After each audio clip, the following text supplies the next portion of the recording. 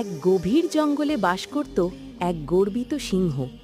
সেই ছিল জঙ্গলের রাজা আর ভাবত তার মতো শক্তিশালী কেউ নেই। প্রতিদিন সে অন্য পশুদের ভয় দেখাত। একদিন দেখা হলো এক বুদ্ধিমান শিয়ালের সঙ্গে।